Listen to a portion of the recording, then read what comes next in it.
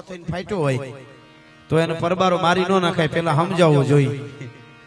હા, બાકી મારા દેશના યુવાનો આજ પણ મિત્રો હું તમે આનંદ કરી શકતા હોય મોજથી, આમ ગમે ત્યાં આપણી બેનું દીકરીઓ એકલા ગમે ત્યાં જઈ શકે, એનું કારણ મારા તમારા દેશના યુવાનો સરહદની માથે ઊભા છે, એને વંદન કરવા પડે એટલે આપણે આનંદ કરી છીએ. સાહેબ, ભારતમાં રહી અને ભારતને વીખી નાખવું, બોલો એ વાતો કરતો તો સબ મુસલमान भाइयों समझ जाओ, एक मेरा ये इलेक्शन हो जाने दो फिर हिंदू को देख लेंगे. अरे तारी भली तारी जात ने શું મારે કેવું, હવે ભેળા રહેજો, અટાણે ભેળું રહેવાનો જમાનો આવ્યો છે.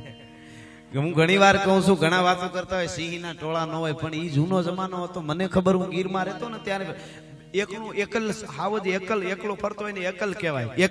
એકલ જોયેલો મેં, બેલાડ જોયેલું, ત્રેખડો જોયેલું અને 5 નું ટોળું. એથી વધારે ન હોય તો નોખા પડી જાય. 5 થી વધારે હાવજના ટોળા ન હોય. એ 20 વર્ષ પહેલા હું નાનો હતો ગીરમાં ત્યારે મેં જોયેલું છે.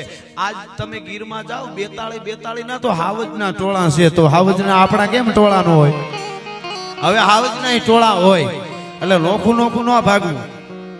હા, હાવજના ટોળા હવે હોય તો પ્રકૃતિએ કીધું છે, આ અસ્તિત્વ એની રીતે આખી એક વ્યવસ્થા કરે છે. મુસલમાનનો દીકરો હોય અને ગાયું માતાજીની વાત આવે ને 1 લાખ રૂપિયાનું દાન આપતો હોય, એને જોરદાર તાળીઓથી વધાવો આદમભાઈને. ખમા બાપ, આવા દાખલા. બાકી હમણાં આપણો નતો કમલનાથ કહેતો બિચારો, ગોરખોદિયાના પેટનો ભેળો થાય કાકડે છોટી જવાનું મન થાય છે ખરેખર. આવા ગોરખોદિયાઓને છે ને આવા દાખલા દેવા થાય. અમારે અહીંયા તો આ સનાતન ધર્મનો જ્યાં માંડવો હોય ત્યાં ન હિન્દુ બને ને મુસલમાન બનેગા, ઇન્સાન કી ઓલાદ વો ઇન્સાન. ખરેખર આદમભાઈ સલામ કરું છું તમને અહીંથી. અને આવી રીતે ભેળા થઈને રહેવું ને તો અમારે બીજે દાખલા દેવા થાય કે ભારતને આગળ લેવો હોય તો આવી રીતે કોક લાંબા પાસેથી ના વિસ્તાર પાસેથી હીખો ભલા માણસ. બહુ રાજી થાઉં છું. અહીંયા માલધારી સમાજ છે, આયરમામા છે, ઇતર સમાજ અહીંયા છે, 18 વર્ણ હોય. મેં કીધું અમે હિન્દુ મુસલમાન બધાય છે. જે કામ આપ કરી રહ્યા છો ઈ કુળના સંસ્કાર હોય તો થઈ શકે. કુળની પરંપરા, અહીંયા તો પરંપરાની વાતો છે. દાદા વીર વસરાજને કે દેવાજ બોદરને, શિવાજીને, પ્રતાપને કે કાદુ મકરાણીને જન્મ દે. મને તો હું મહારાણા પ્રતાપની વાત કરું એમાં હાકેમ ખાન સુરીને યાદ કરતો હોઉં છું, પણ ગાયું માટે આટલું દાન કરવામાં, ગાયું હાટું આટલું દાન કરતા જોયો તો આદમભાઈ માટે એમ કહું મને તો બીજો હાકેમ ખા મળી ગયો એમ લાગે છે ભલા માણસ. હા પરમાત્મા, એટલા માટે આ બધા આ બધું છે ને ઈ કુળમાં ને લોહીમાં આવે છે. માના કોઠામાં, માના ધાવણમાં અને બાપના લોહીમાં જ આવે આ બધું. અટાણે પરિસ્થિતિ એવી થઈ છે ઘણી જગ્યાએ બેનોને પોતાને લાગવું કટરીના કેફ જેવું, દીપિકા પાદુકોણ જેવું પોતાને લાગવું હોય ને પાછો દીકરો ભગતસિંહ જેવો, દેવાજ બોદર જેવો થવો જોઈએ. ઈ ક્યાંથી ભેળું થાય? ભલિયું વીણના ભલા કોઈ દી નાગડા નર નો નીપજે. હા, મનહર મુખે માનુની અને ગુણિયલ હોય ગંભીર, ઈણ કુખા નર નીપજે વો તો વંકડ મોછા વીર. એવી જનેતા હોય તો થાય, એમને નો થાય. આટલા દાન આપ કરો. આવારે નબળું વરસ છે, વરસાદ નથી વીર્યો છતાંય આ બધું નકર અમે અરબોપતિ જોયા છે જેને સંસ્કાર આરે લેવા દેવા ન હોય, પોતાને ખબર ન હોય કે એની પાસે કેટલા પૈસા છે, એવા જોયા છે. અને એના દીકરીનો જન્મદિવસ હોય ને, બર્થડે, એટલે જુવાન દીકરીઓ દીકરાઓ માન બાપ ને દારૂ પી અને અગાસીમાં છે ડીજે ચડાવી અને ઢીંચક હે તમને કરડે કાળોતરો તમને હવે. અને પાછી એની દીકરીઓ માયક ઉપર બોલતી હોય ભારત કા ઉદ્ધાર કરને વાલા પેદા કરેંગે. ઘરનો ઉદ્ધાર કરતો ભારતનો ઉદ્ધાર જ છે. એમ નો થાય. प्रसूता की वेदना को सफल ही करी दे, शीघ्र ठंडा कर माँ का पेट डंका बजवा दे तू. मर मिट जाना कहलाना मर्दाना पूत, किंतु नहीं कायरता रंच दिखलाना तू. पाछा पाम दे के कुंख माकी ना लजाना लेश, बैरिन के बीच विजय झंडा फरका दे तू. अरे करंत हाहाकार शत्रु सैन में महान हो, ऐसा घमसान बेटा रण में मचवा दे तू. एम थाय मोटो छोकरो होय नोखो थईने फाट्यो होय तो एने परबारो मारी न नाखाय, पेला समजावવું જોઈએ. હા, બાકી મારા દેશના યુવાનો આજ પણ મિત્રો હું તમે આનંદ કરી શકતા હોય મોજથી, આમ ગમે ત્યાં આપણી બેનું દીકરીઓ એકલા ગમે ત્યાં જઈ શકે, એનું કારણ મારા તમારા દેશના યુવાનો સરહદની માથે ઊભા છે, એને વંદન કરવા પડે એટલે આપણે આનંદ કરી છીએ સાહેબ. હા, એટલે આજ આપણે એક થવાનો વારો આવી ગયો છે. બધાય નહીં. કારણ કે ભારતને તોડવા માટે ચારે બાજુથી આખા વિશ્વમાંથી આક્રમણ થઈ રહ્યા. બોલો, કંઈક ને કંઈક ગેમો નાખ્યા કરે આપણી બાજુ. બોલો, પેલા એક તીન પતિ હતી, હવે કંઈક પબજી આવ્યું. એવું કંઈ કરતા નહીં. હારા દ્વારકા વાળાના ગીતા, ભાગવત, કુરાન, જેને જે ધર્મને માનતા હોય એ વાંચજો, ઉજળા ઇતિહાસો વાંચજો તો તમને આખી પરંપરા યાદ રહે. બાકી પબજી માં તો કટાઈ જવાય. કેટલા અમુક તો મરી જાય એટલા દાખલા આમાં. આ બધું કારણ કે આ બધા વિદેશ વાળા કરે છે કે આ દેશને આમાં આ દેશના યુવાનોને અવળે રસ્તે ચડાવી દે તો જ નકર ભારતને જીતી નહીં શકી. એટલે હું કહું છું કે આવું બધું થોડું ધ્યાન રાખતા રહેજો. હા, એટલે ફરીવાર આ કડી બોલું ઊંચા હાથ કરી જેટલા બેઠા ચારે બાજુ ઉભા એને વિનંતી, મારી યારે હર હર કરજો એટલે દાદો સોમેશ્વર રાજી થાય. એટલા માટે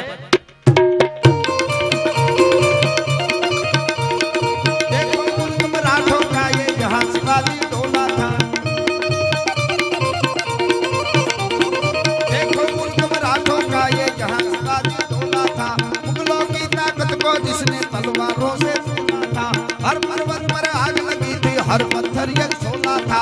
बोली हर हर महादेव, बोली हर हर हर हर हर हर हर हर हर हर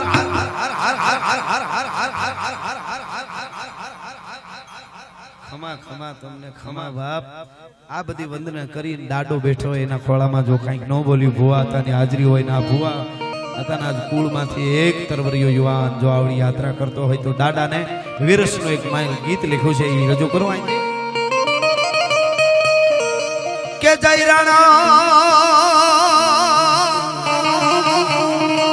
રાણા જય વાછરા જય સોલંકી સરદાર સરદાર જય જય દાદા કરણ તું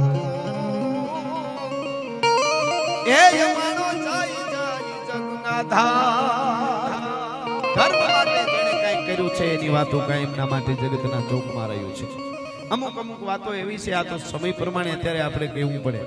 તમે સાહેબ જ્ઞાતિવાદ ભૂલી જાઓ.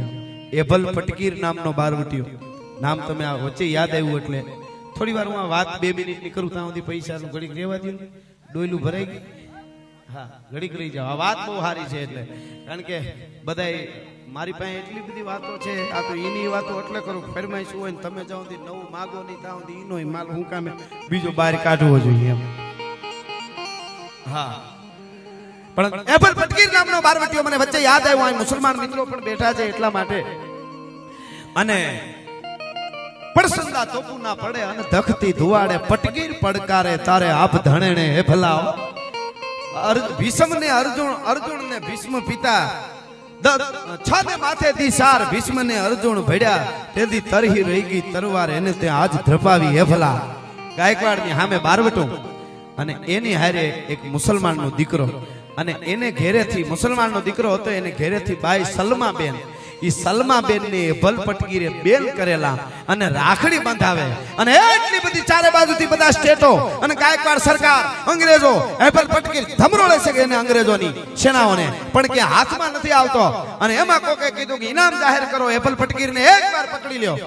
એપલ પટકીર ને કોણ પકડી શકે? કોકે કીધું એક જગ્યાએ પકડાય બાકી હાવજ ક્યાંય પકડાય નહીં. ક્યાં? તો કે એની ધર્મની બેન સલમા છે.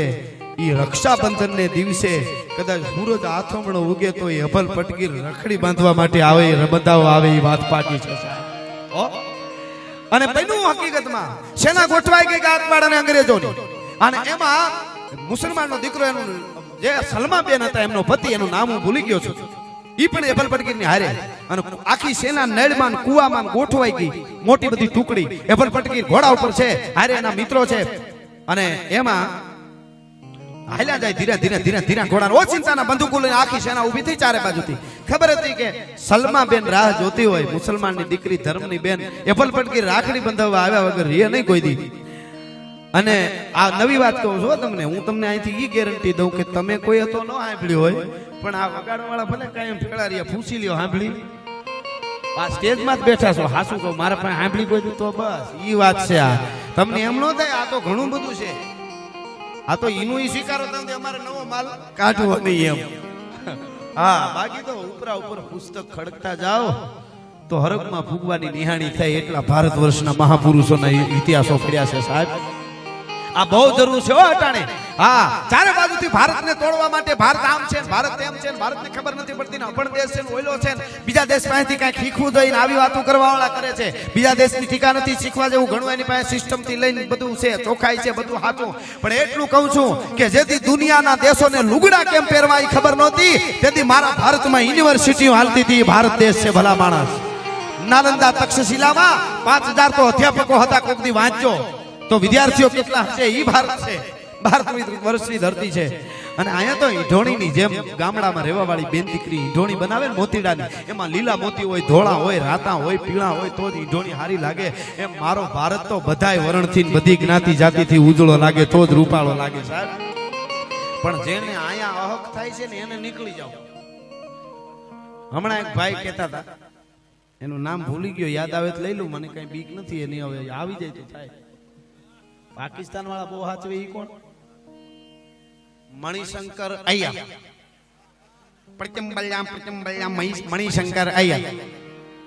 मणिशंकर अय्यर एम कहते तो मुझे हिंदुस्तान में वो कोई प्यार नहीं करता है, मुझे पाकिस्तान में बहुत प्यार मिलता है, तो पाकिस्तान भेड़ी नो थई जाय. अहींया હું ડાટ્યો છે તારે? આ તો જે હાસુ છે આ વેદના બોલે છે, કહેવાય જાય છે, એટલા માટે કહું છું. ભારતમાં જો તને અહક થતું હોય તો નીકળી જવું જોઈએ તારે અહીંયાથી. સાહેબ કેવી કેવી વાતો છે. મને વિચાર થાય કે આ કોમવાદ ક્યાંથી આવ્યો, હું એનો ગોતતો હતો, પણ હમણાં પછી હું બહુ વાંચ્યા કરું, અમને મને મળી ગયું.